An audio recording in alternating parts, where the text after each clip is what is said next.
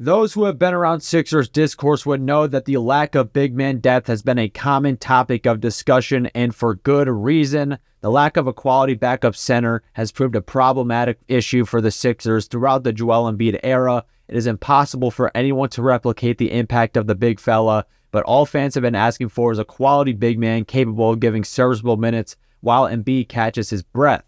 Defensive rebounding has always been a weakness exploited by opponents, and the Sixers' history of undersized and unathletic big man can explain why rebounding kills the Sixers year after year. We have seen how vulnerable the Sixers become once Embiid goes to the bench. Not much is expected from this role other than the ability to rebound and protect the rim just enough so the team stays afloat, but the underwhelming talent at the center position has forced Sixers fans to witness non-existent glass cleaning and rim protection that hurts the team more than it should.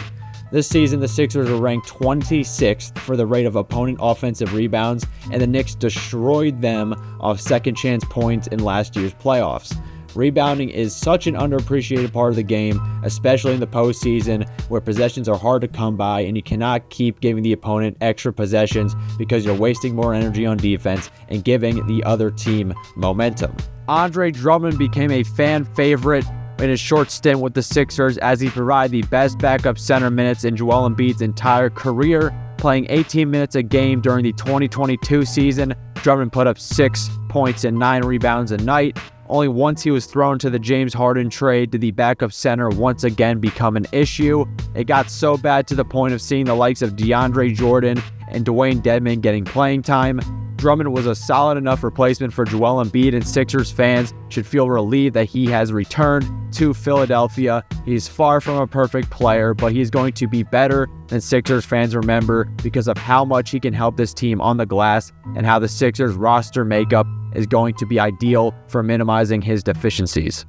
As we all know, Andre Drummond's bread and butter is his insane ability to gobble rebounds. Drummond is an absolute beast of a man, nearly 7 feet tall. His bulky frame and excellent instincts have produced rebounding stats nothing short of fantastic for what is expected from a backup center.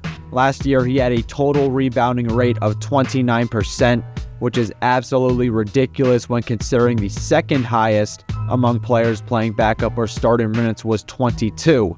For those who don't know, this stat basically measures the number of available rebounds a player grabbed while on the court, and the crazy consistency Drummond displayed last year made a significant impact on the Bulls' rebounding as a team. While on the court, Drummond had Chicago at a solid rebounding rate of 54.5%, but that number plummeted to 48 once he went to the bench. Despite playing only 17 minutes per game last season, Dre cracked the top 15 in total rebounds, and per 36 metrics have him averaging 19 rebounds a game.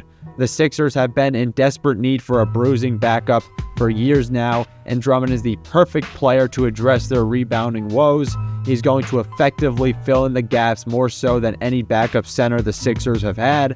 The previous backups have been either too decrepit or undersized to hold their own. Although Paul Reed was decent in the regular season, he was completely ineffective against the likes of Isaiah Hartenstein and Mitchell Robinson, two taller and stronger big men with more refinement to their game. It will be interesting to see how B-Ball is utilized this season, as I view him more of a power forward that was forced to become a backup center out of desperation, but Drummond is simply a bigger and stronger version of Reed that will match up better with opposing big men. I can't wait to see a tactical mind like Nick Nurse try to get the best out of Drummond. During media day, he stated that alongside rebounding, he's also a great roller on offense and pretty good role defender. He's got good hands, he gets a lot of deflections and things like that, end quote. Drummond isn't going to wow anybody with his defensive prowess, but he is better on this end than fans give him credit for. He is capable of coming up with a big steal or block from time to time, and is a decent enough rim protector for the minutes he's expected to play.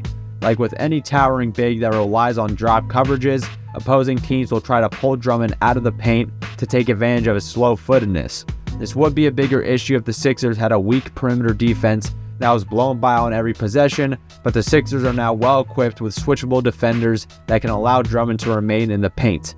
As long as the other team isn't having a layup line, the Sixers should be good until Embiid checks back in. In my opinion, the biggest weakness with Drummond is his finishing at the rim. For shots less than 5 feet from the basket, he had a dismal shooting percentage of 58.5, but this is another weakness the Sixers can do a decent job at hiding.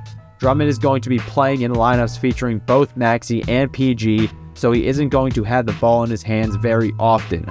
The Sixers will get the most out of Drummond when used primarily as a utility piece focused solely on screens and dribble handoffs. This is going to be useful for guys like Paul George, who ranked 6th in the league last season for total shots taken off screens. The Andre Drummond experience is not without the occasional Shaqtin' a Fool-worthy play, but there is no team in the league where he has more leeway than with the Sixers. The significance of the backup center is unique to this team because their best player happens to be a center. The Embiid-sized hole must be filled the best it possibly can, because when it isn't, things go south too quickly.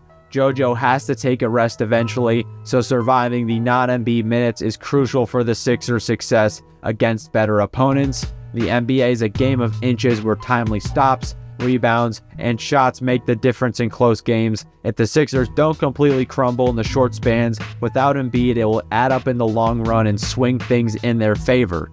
Drummond doesn't really have to do much other than be a big body that prevents the other team from dominating the boards. I could totally see a potential playoff series against the Bucks where Drummond's size will come in handy against a bulldozer like Giannis. Drummond has also kept his foul numbers down in Chicago, so hopefully he remains disciplined with the Sixers. Drummond will make the second unit much more secure with his elite rebounding and intangibles. It's great to have the big guy back, and I am looking forward to see how Nick Nurse will use him this season, but let me know what you guys think down in the comments below. Are you happy to have Andre Drummond back in a Sixers uniform? Let me know down below, and I'll see you guys in the next one. Peace.